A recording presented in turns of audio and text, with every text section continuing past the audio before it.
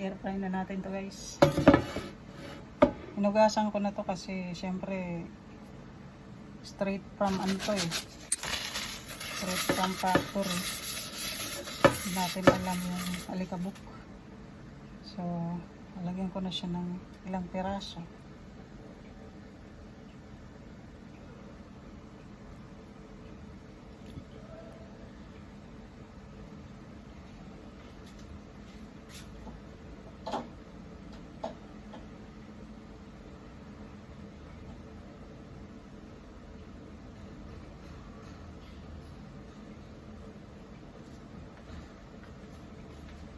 Tanggal kasi yung coating kaya inano ko, dinoble ko.